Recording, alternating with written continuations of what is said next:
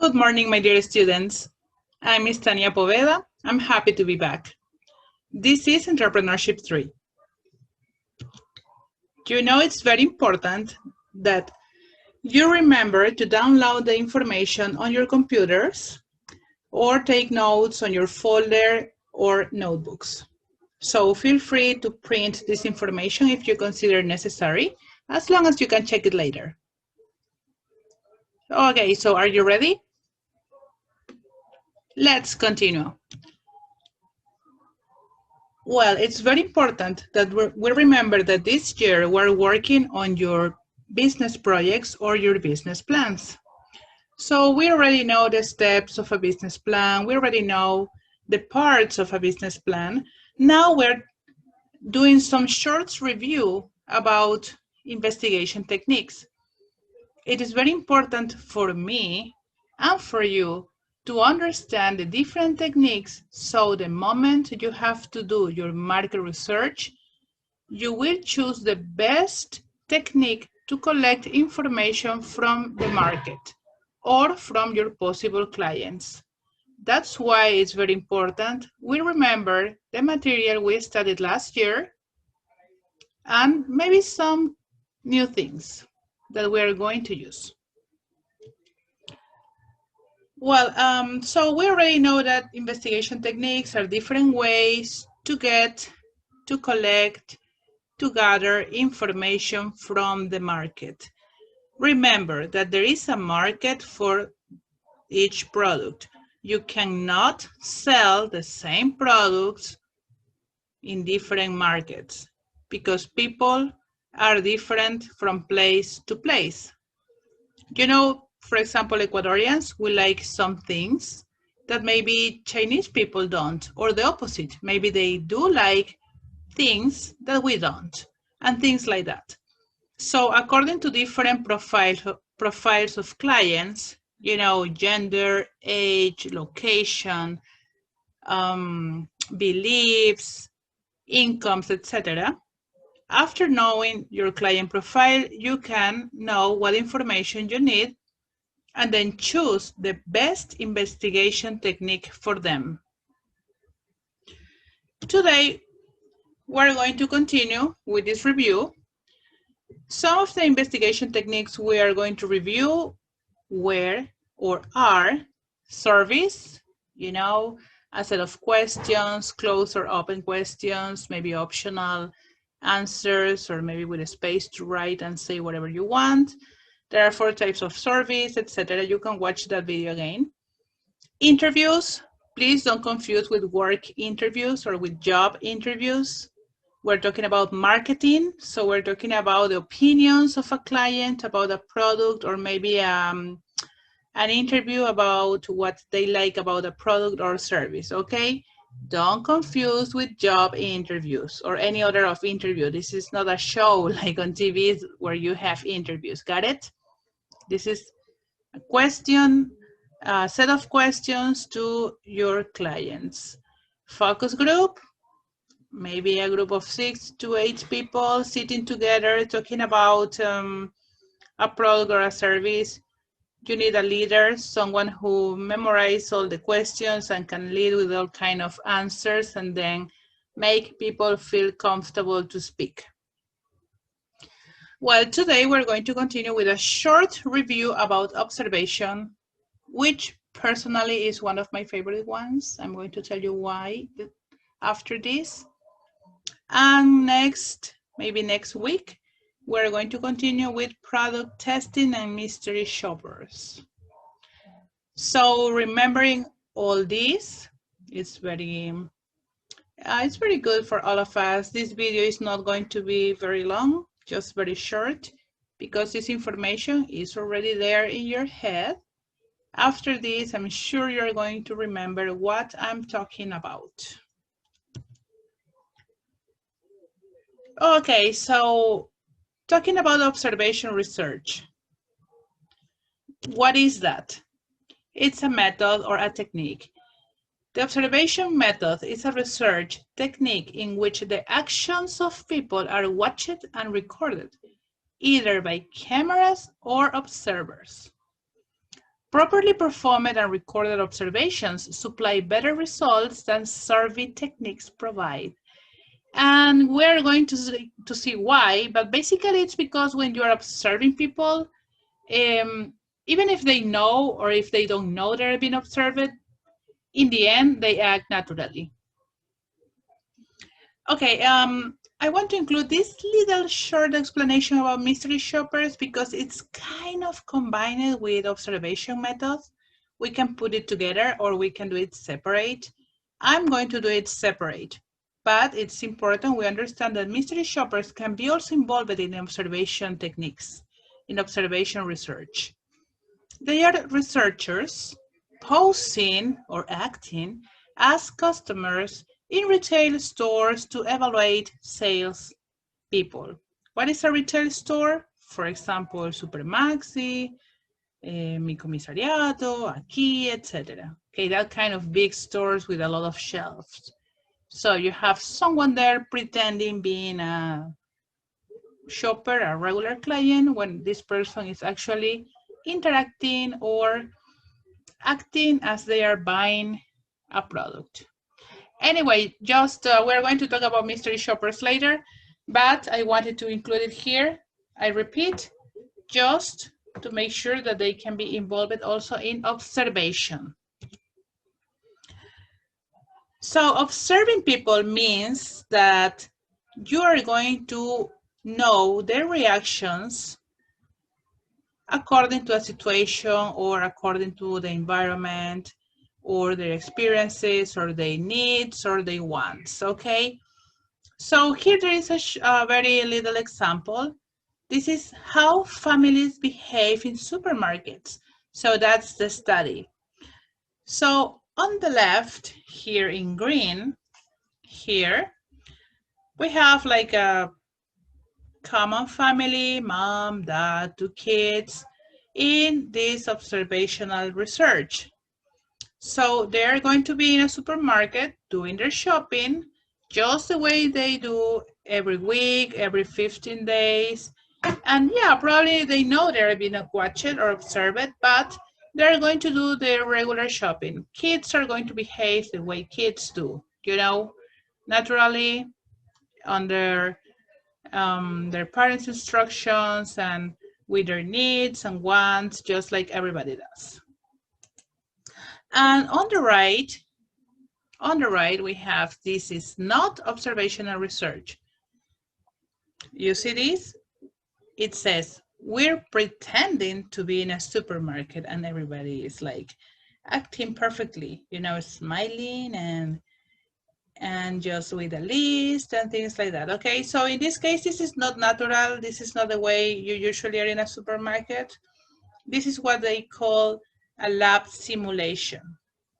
Okay, so if it's a lab, if you're pretending or acting, that is not good for an observational research. Remember, it has to be natural, even if you know it or not. Usually people don't know they're being observed. We're going to see about that in a minute. It is only observational research if the participants are being watched, obviously, in their natural surroundings. So what are the advantages in this kind of research? When you collect data or when you collect information from this method, with this technique, observational research, it offers a real-world aspect to a hypothesis. It can help round out research. We can observe people acting together or separately. It depends on what you want. If it's a group of people like families or siblings or friends, or maybe individuals like single dads or teenagers, etc. It validates actual results rather than having to use data to predict things. So it's not a prediction, it's facts. Remember that actual means facts. It's not actual like nowadays, okay? Make sure you understand this word very well. This is my favorite reason. It is ideal in situations in which there is no verbal communication. Okay, so you probably remember in one of our past classes that we were talking about how your body communicates messages. So the way you look, the way you move your head, the way you put your arms or legs or hands, sometimes it's telling more than your mouth. So you're probably saying something with your mouth, but your body language is saying something different. Okay, as in this case, you're observing, you are not interacting with the client or with the market or the possible client, etc. You are just there watching. As you can see, these people, they are only watching. They are not talking to the clients. It's different in a survey. It's different in an interview and in a focus group, because in those three methods, you interact with the client. You make questions, you make sure they understood. Yeah, you're probably observing too, but that's not the main goal. That's not the main technique.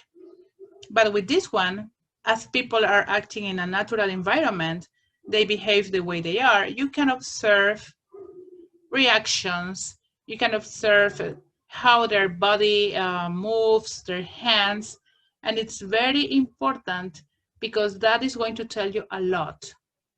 And it happens, for example, when you go to a supermarket and you have maybe you had a good day, right? At school, at work, and you feel really happy. So you have a different attitude. You go happy to place and then you start shopping, shopping, shopping, shopping, and you buy a lot of things because you're in a good mood. Or the opposite, you are not in a good mood. You had a terrible day, and then but you have to buy something in the supermarket, and then you just go take it and leave.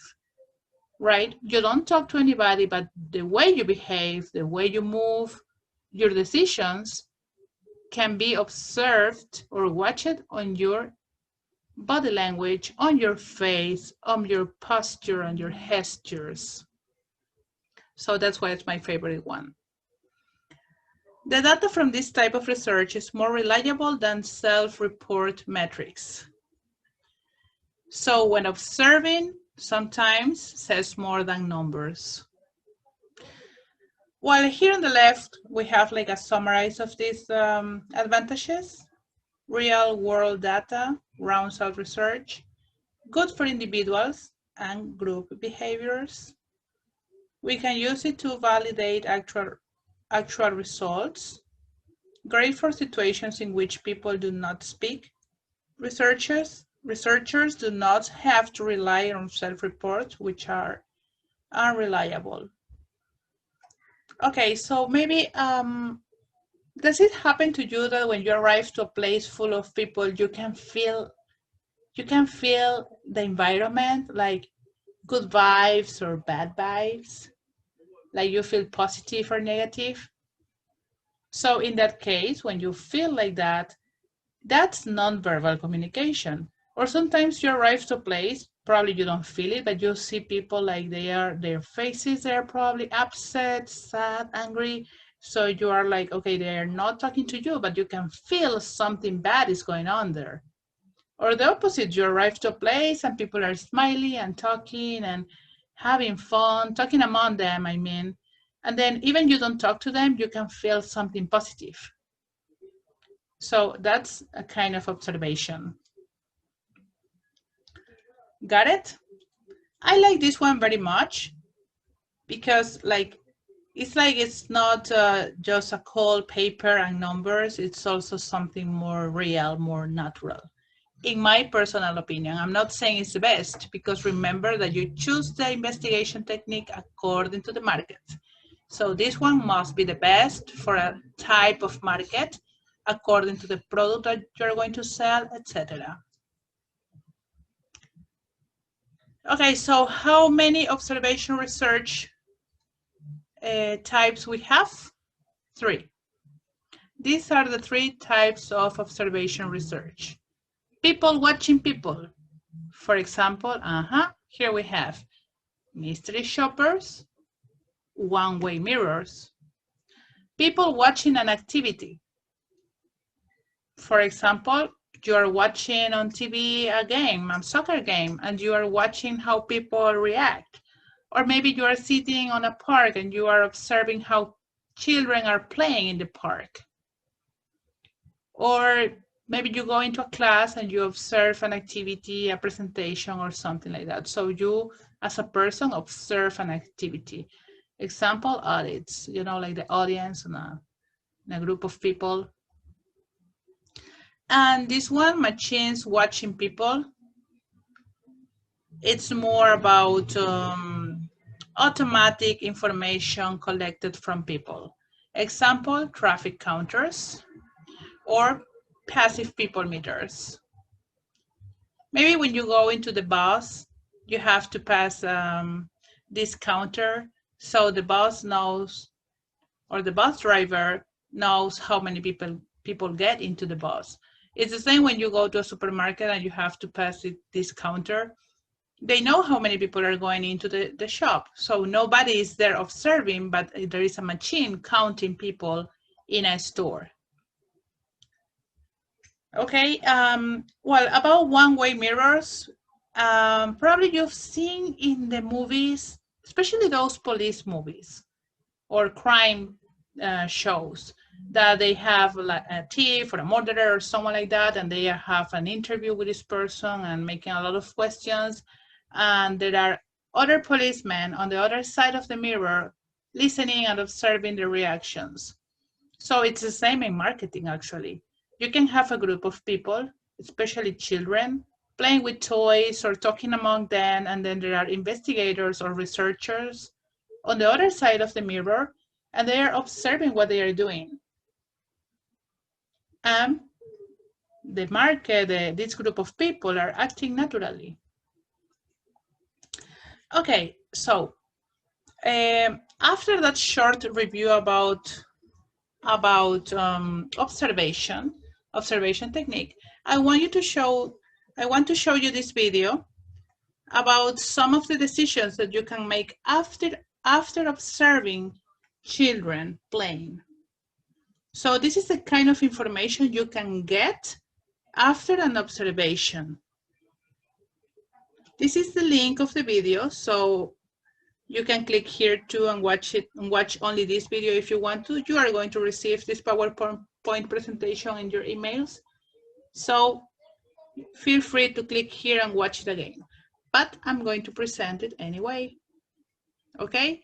So remember, right now we're going to watch a video showing the type of information that you can get after observing. If you pay attention on these two pictures, both are children playing. They are not looking at the cameras. They are being themselves, playing with other kids. And look at their ages. Probably they are between 1.5 years old, maybe 1 year old. Maybe these are like 5 and 6. So it's not that they cannot speak, they probably can. But why do you do observation in this kind of people? Because probably even they speak the language, English, Spanish, or any other language, they are too little to explain themselves with technical words like the words that you need for an investigation. And that's why you observe this kind of people. When they cannot verbalize what you need to know, but you can observe. So probably you see that they have a ball here, but nobody's paying attention to the ball. They are playing with Legos. And same here, right? So here in the back, they have books. They are not reading, they are playing with Legos. So yes, because that's what they are interested in. Probably they don't say it, but they show it by playing with these toys. Okay, so let's watch the video. I hope that you enjoy.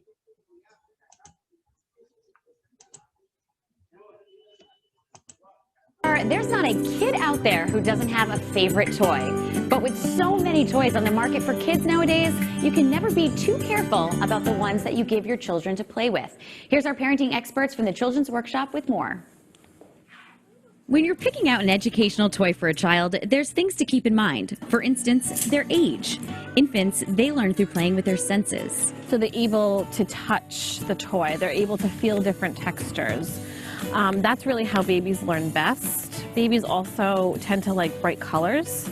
And they need to have things to manipulate with their hands. Toddlers also learn when they're hands-on. When we think about toddlers, again, they like to manipulate things with their hands as well, but toddler children also like things that they can move. They like cars, they like trucks. At age 3 or 4, that's when they really fine-tune their motor skills. This is really the stage of development where they like to put blocks together or little cubes. They like to put things together. They also like to take them apart. They'll start to also play with toys that are smaller in size, which is really good for them. This is also a time when kids love to role play. If you have a preschool child or a child, 3 to 5 years old, make sure that they have some exposure to some sort of a kitchen set or a dramatic play learning environment within the home. When they're a bit older, chances are they'll ask for an electronic game. And while some claim they're educational, first consider this advice. But it's important to remember that that cannot give your child any new knowledge. That can just support the knowledge that they already have. And when you are choosing an electronic toy, you want to make sure it's developmentally appropriate for the child. Your child's likes and interests, they should influence the toys you choose. I think that, parents and caregivers really need to step back sometimes because we see something that we think will be so great for our child, but if they're not interested in that toy or that material, they're not going to be interested in it. So you really have to step back and allow them to have some, decision in choosing the toy that they want to play with. Kids love toys because they love playing. It's that simple. Some of the best toys for kids are the most simple toys. Blocks, a very simple car or a toy on wheels, dolls, doll houses. We have a lot of toys out on the market that, although they're great, they're full of batteries and pressing buttons and making noises. You can also spend time reading to them or simply take a walk outside. You'd be surprised just how much your child will learn. They're looking at the environment around them. They are definitely exploring with cause and effect. If I pile up this pile of rocks and I drive my truck through it, what happens? They can play with water outside. They can dig in the sandbox. They don't need anything fancy outside. Just remember, you can turn anything into a learning opportunity, and that's the biggest thing to remember when you're choosing an educational toy. For this. Okay, so that's about the toys for children. Let's continue with our presentation. We're about to finish. So I hope that you enjoyed the video. It's very important that you see how they got this information only by observing the behavior, not even talking to the kids. So that's it for today. I hope that you enjoyed, that you remember this very important information. See you next week. Thank you very much. Have a good day and bye-bye, guys.